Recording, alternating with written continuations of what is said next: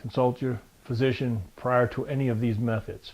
What I'm going to say now is that what we can do is there's 3 other methods that we can address or look at in terms of healing or restoring the arm back to its normal state. One of them is through acupressure. The other one is through massage, and the one other is acupuncture. The one that I'm going to share with you guys today is on acupressure. It's something that you can do. It's local. I don't want to recommend any of the massaging techniques, though there are many that will work without you having first consulted your doctor, having gotten some kind of x-ray to determine whether it is actually tendon damage or if it's just a muscle strain or just exactly what it is, because we don't want to irritate or inflame the injury anymore. But one of the first ones that we want to do is I usually want to do a 10-second stretching exercise. Now what I want to do is I want you to tuck your elbow into your side in this position here. All we would do from there is take the opposite hand and push down. And what we're looking to do is stretch in this manner. And we just hold this for about 10 seconds to be able to stretch the tendons that exist in the forearms as well as the muscles. Then the next stretch we'll do is we open this out and make sure we have the thumb pointed out, create the big L shape here, and then what we're going to do is take our hand, reach around, put thumb to thumb, and you start to twist. So you're twisting in this fashion right here.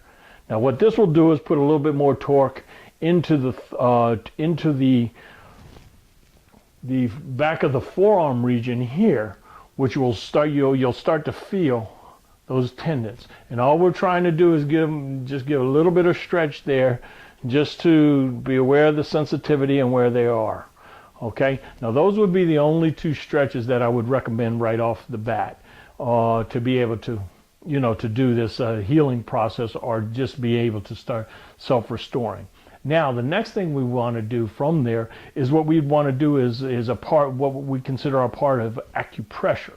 Okay, and in doing so, what I want you to do is you make your fist, you curl your fist slightly forward, and what you'll see is in this section right here, you'll see in the indentation, the tendon is the bulk. What you want to do is put your thumb in that position right here, okay? And what we want to do is from there is you press, and then you relax the hand and open the hand, and you press for about 5 or 10 seconds here. Okay, now this point right here is going to be known in the acupuncture world as pericardium number 6, okay, which sits right up in here in the indentation of that crease right here in the arm, okay, in the center of the wrist, the front of the wrist here.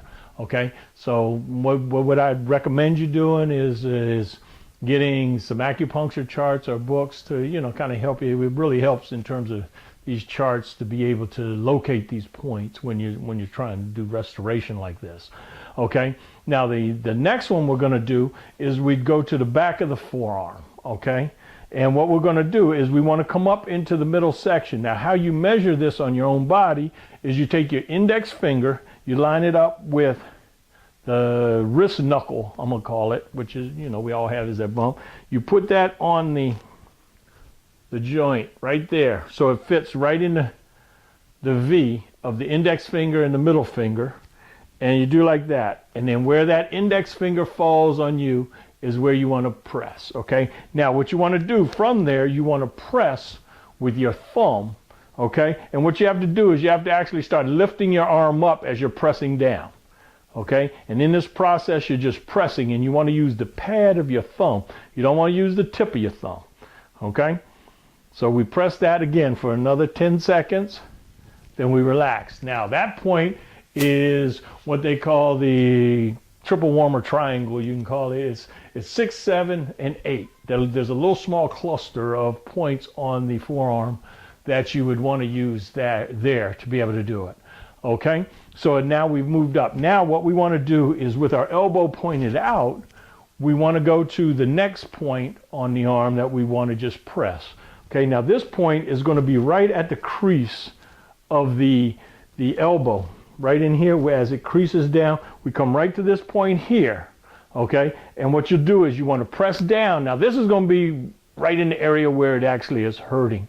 So what you want to do is do a light pressure on this. Okay, we want to call it a slight stressful trauma to this area. We don't want to create any real damage to it, but what we want to do is this motivates or stimulates the healing process again, because now we're introducing a new margin of pain. So it's saying, oh, I've got to start healing again. So this is another way of helping to do it. And you do this for 10 seconds or so to be able to get it done. Now that point right there is known as large intestine 11, which is found, again, was found on these on the chart. So you can find it right up here on this portion of your arm. Okay, then the last point of what we want to try to do, and this is usually what we call the trigger point when it comes to injuring the outside perimeter of the arm itself with the tennis elbow, because that's usually where you get it, is we want to come up into the pec. Okay, and in the pec, what we want to do, the pectoral muscle here, is what we want to do is kind of round the shoulder a little bit, and you'll start to get this little pocket. You'll feel a little pocket in the chest, right along the collarbone line. Now, what you want to do is usually if it's really injured, you'll find that that point is extremely sensitive. We call it the trigger point. It kind of lets you know that what's happened is that area has been stressed or strained. And what happens normally in a situation like tennis elbow, a lot of punching, things like that, backhands, a lot of methods where you're doing this. You put a lot of stress on this outside shoulder and all the way down, and so therefore this is where you run up into the injury factors, and this is usually the trigger point. This will become very tender when you've actually indicated, got indications that this has been injured. But these points right here, what you want to do is hold them for, like I say, 10 seconds as you do them. Okay, they will begin to relieve the pain. And what it does, to make a long story short, I like to try to keep it simple. It just distracts the mind a little bit from the body. It sends the mind to different points on the body where it creates sensation, which helps to relieve the pain in the process. But please, by all means, have your doctor look at it. Have them x-rayed to determine whether or not they are strains, tears, because like I say, with tendons and ligaments, they tend to be much more difficult to heal. In massaging techniques that they use to do these things, what happens is, because when tendons and ligaments heal, they tend to heal in a spider web kind of pattern, which they normally would be a straight line tissue. But what happens when they heal, they do this, so they tend to knot up. Those kinds of things have to be massaged out. So you need to have them looked at through your doctor, as well as through health professionals that are licensed to do massage and stuff. So those are the kinds of things that you want to be aware of as you're doing. Some of these things you can do, there's short remedies that you can do to prevent injuries or reduce injuries, and at least start the healing process. Thank you, and work on it.